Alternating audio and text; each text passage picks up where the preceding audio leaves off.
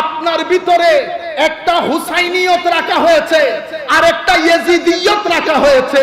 হুসাইনিয়ত কলবের নাম, হুসাইনিয়ত রূহের নাম, ইয়াজিদিয়ত নফসের নাম, ইয়াজিদিয়ত মিথ্যা বলার নাম, ইয়াজিদিয়ত অহংকারের নাম, ইয়াজিদিয়ত হিংসার নাম, ইয়াজিদিয়ত জুলুমের নাম, ইয়াজিদিয়ত রিশওয়াত নেওয়ার নাম, ইয়াজিদিয়ত রেপের নাম, ইয়াজিদিয়ত মানুষ পুড়ে মারার নাম, ইয়াজিদিয়ত মাজার পুড়িয়ে দেওয়ার নাম, ইয়াজিদিয়ত হযরতে ফারুকী সাহেবকে জবাই করে দেওয়ার নাম। এগুলো সব ইয়াজিদিয়ত। ইমাম হুসাইনকে যারা শহীদ করেছেন এমন গ্রুপে লানতুল্লাহ আলাইহি, যাদের উপর আল্লাহর লানত করুক আমরা বলি, সেই ধরনের কমবখ্ত গুস্তাখরা যখন মুখতার সাকাফির দৌড়াদৌড়ি পড়ে গেছে, এমন লোকও হযরতে জয়নাল আবেদিনের ঘরে এসেছেন। মুখের মধ্যে ঘুমটা দিয়ে সে চেষ্টা করছে নিজের চেহারা ঢাকার জন্য। হযরত আলী জয়নাল আবেদিনের অবস্থা পরিবর্তন হয়ে গিয়েছিল কারবালার পরে। নিজের চোখে সবকিছু অবলোকন করেছে, কথাবার্তা বন্ধ করে দিয়েছে। একটা সময় এসেছে কাবা শরীফের পাশে নিজের মাথার উপরে শল দিয়ে, যেটাকে আপনারা শাল বলেন, সেই এশারের নামাজের পর থেকে আল্লাহর দরবারে ফরিয়াদ করছে, আল্লাহ পৃথিবীতে যত পানি তার চেয়ে আমার গুনাহ বেশি। আল্লাহ পৃথিবীতে তুমি যত গাছ বানিয়েছো তার চেয়ে আমার গুনাহ বেশি। আল্লাহ পৃথিবীতে যত খালি জায়গা পড়ে আছে তার চেয়ে আমার গুনাহ বেশি। ইনি এভাবে আল্লাহর দরবারে ফরিয়াদ করছেন আর সেই কারবালার স্মৃতিকে অন্তরে ধারণ করে গগন বিদারী আওয়াজে ক্রন্দন করছিলেন। পাশে একটা বাবা বসা, উনি আল্লাহর দরবারে ফরিয়াদ করলেন, আল্লাহ বড় গুনাহগার বাচ্চা হবে। সেই এশারের নামাজের পর থেকে কান্না করছে, মাওলা তাহাজ্জুদের টাইম শেষের দিকে, আল্লাহ তোমার দরবারে ফরিয়াদ করছি, তুমি এই বাচ্চাটাকে মাফ করে দাও আল্লাহ। এটা বলার পরে বাবা ওই বাচ্চার সামনে গেলেন, যেহেতু শল দিয়ে ঢাকা, দেখছেন না উনি আসলে কে। বলছেন, বাবা অনেক গুনাহগার মানুষ হবে, সেই এশারের পর থেকে কান্নাকাটি করছো, হয়েছে অনেক, আল্লাহ মাফ করে দিবেন, আমার আল্লাহ ক্ষমাশীল, আমার আল্লাহ দয়াশীল। এটা বলে বলছে, বাবা চেহারা থেকে শালটা তো একটু উঠাও, আমি দেখি তুমি কোন বাড়ির বাচ্চা। শাল তুলার দে বাবা হু করে আওয়াজ করে বেহুশ হয়ে পড়ে গেলেন।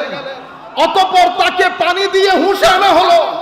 তখন আল্লাহর দরবারে বললেন, আল্লাহ এই ইমামদের যদি এই শান হয়, অর্থাৎ হুঁশে আসার পরে উনি দেখলেন উনি আর কেউ না, হযরতে আলী জয়নাল আবেদিন রাদিয়াল্লাহু তাআলা আনহু। এই আলী জয়নাল আবেদিনকে দেখে আবারও আল্লাহর দরবারে হাত তুললেন, আল্লাহ এই ইমামদের শান যদি এই হয় তো আমরা কোন কোর্টে গিয়ে দাঁড়াবো মাওলা। এটা হযরত ইমাম জাফরুস সাদিক রাদিয়াল্লাহু তাআলা আনহু হযরত সাহাল তুস্তারিকে বলেছেন, সাহাল তুমি আমার জন্য একটু দোয়া করিও। হায় হায়, এদের এটাকে বলে মাকামে আবদিয়ত। মাকামে আবদিয়ত মানে আমি আল্লাহর বান্দা, আল্লাহর দাস। আবদিয়ত মানে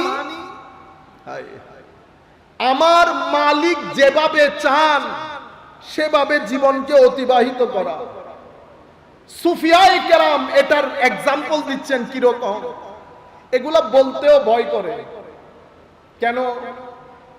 হযরতে গৌসুল আজম বলেছেন, সুফিয়ায়ে কেরামের এই বড় বড় কথাগুলা বলার নাম তাসাউফ না, তসবিহ হাতে হাঁটার নাম তাসাউফ না, ক্রন্দন ক্রন্দন অবস্থায় কথা বলা তাসাউফ না।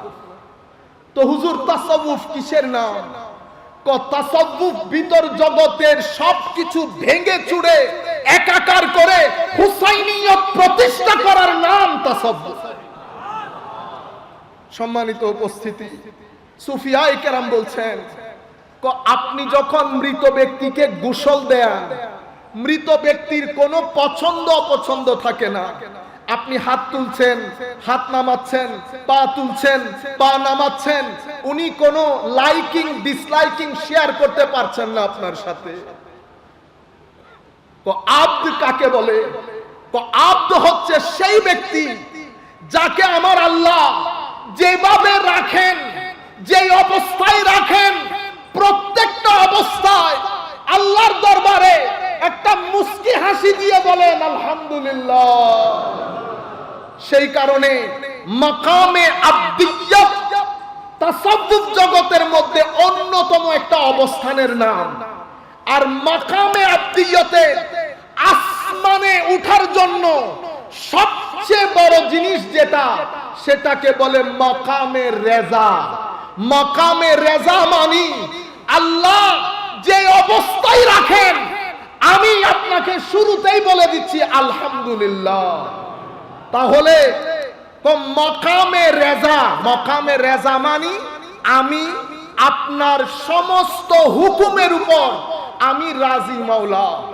এই মাকামে রেজার সর্বোচ্চ শিখরের ডেমনস্ট্রেশন যদি কেউ দেখতে চায়, প্রমাণ যদি কেউ দেখতে চায়, মাকামে রেজা কেউ যদি জিজ্ঞেস করে মাকামে রেজার সর্বোচ্চ চূড়া কোনটা, সমস্ত সুফিয়ায়ে কেরাম এক বাক্যে বলেন কারবালার প্রান্তরে ইমামে হুসাইন নিজের পরিবারের সমস্ত সদস্যকে তলোয়ারের নিচে দিয়ে মাকামে রেজার সর্বোচ্চ শিখর পৃথিবীবাসীকে কিয়ামত পর্যন্ত দেখিয়ে দিয়েছেন।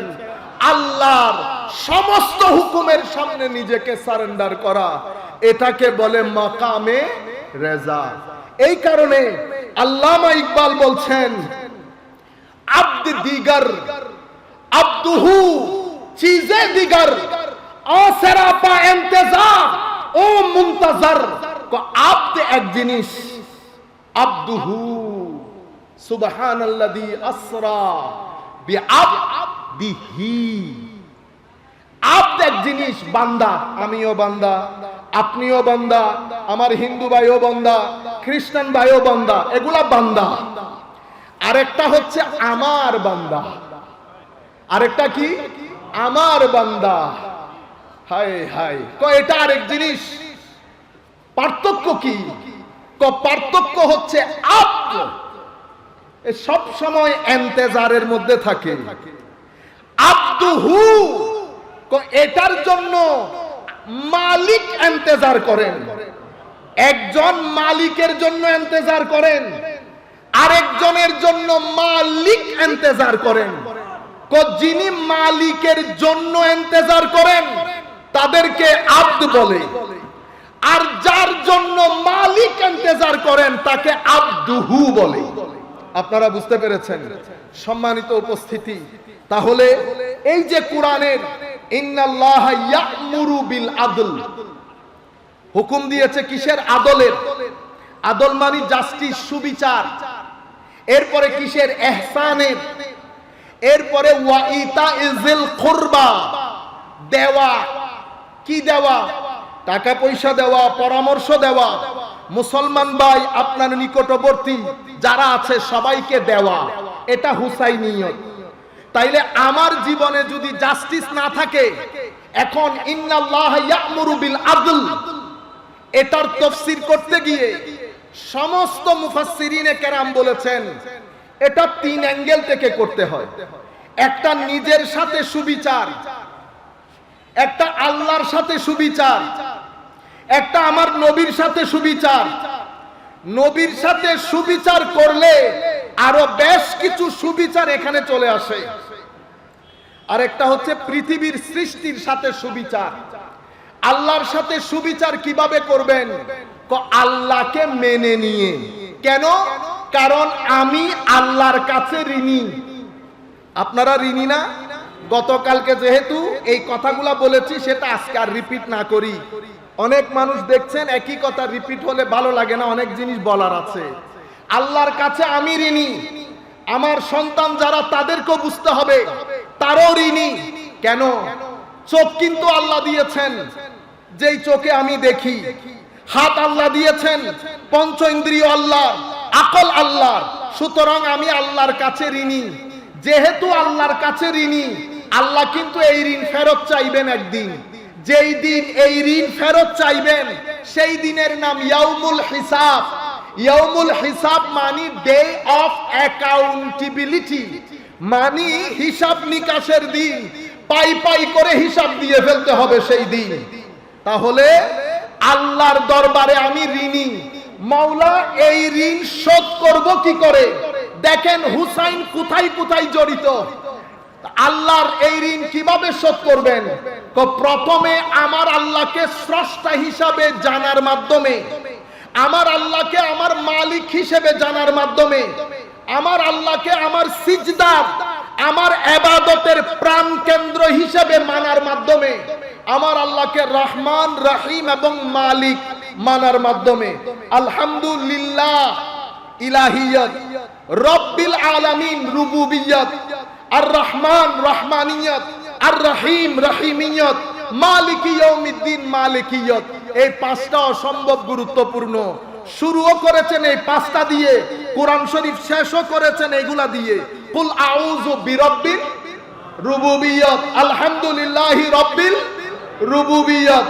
এরপরে কুল আউযু বিরাব্বিন নাস মালিকিন নাস মালিকি ইয়াউমিদ্দিন। এখানে কি বলেছে? মালিকিন নাস ইলাহিন নাস। শুরুতে বলেছেন আলহামদুলিল্লাহ, শুরু করেছে ইলা দিয়ে, মানে গেট খুলেছে ইলা দিয়ে, গেট বন্ধ করেছে ইলা দিয়ে। ইলাহিয়ত, মালিকিয়ত, রহমানিয়ত, রহিমিয়ত, রুবুবিয়ত। রুবুবিয়ত মানে আমাকে পালেন আমার আল্লাহ, আমার মালিক আমার আল্লাহ, আমার রহমান আমার আল্লাহ, রহিম আমার আল্লাহ, আমার ইবাদতের প্রাণ কেন্দ্র আমার আল্লাহ। এগুলা মানার মাধ্যমে আল্লাহর ঋণকে শোধ করতে হবে। এখন ইমামে হুসাইন এখানে কেন রেলেভেন্ট? সম্মানিত উপস্থিতি, আমার রাসূল হাদিসে পাকের মধ্যে ইরশাদ করেছেন, আহিব্বুল্লাহ, আল্লাহকে মহব্বত করো, লিমা ইয়াগযুকুম বিনিআমিহি আও কামা ক্বালা নবী সাল্লাল্লাহু আলাইহি ওয়াসাল্লাম। যেহেতু আপনাকে আল্লাহ আল্লাহর নিয়ামতের মধ্যে কি করেছেন? ডুবিয়ে রেখেছেন। সেই কারণে আল্লাহকে মহব্বত করবেন। আর আল্লাহর মহব্বত পরিপূর্ণ হবে না যতক্ষণ তুমি আমাকে মহব্বত না করবে। তাহলে আল্লাহর ঋণ আদায় করার জন্য আমার নবীর মহব্বত শর্ত। এরপরে একই হাদিসের মধ্যে আমার নবী বলছেন, ওয়া আহিব্বু আহলা বাইতি বিহুব্বি। আর আমার মহব্বত পরিপূর্ণ হবে না যদি আমার আলের মহব্বত না থাকে। তাহলে বোঝা যায় আল্লাহর ঋণ পরিশোধ করার জন্য নবীর মহব্বত, আলে রাসূলের মহব্বত বাদে আল্লাহর মহব্বত পূর্ণ হবে না, এবং আল্লাহর ঋণও আদায় হবে না।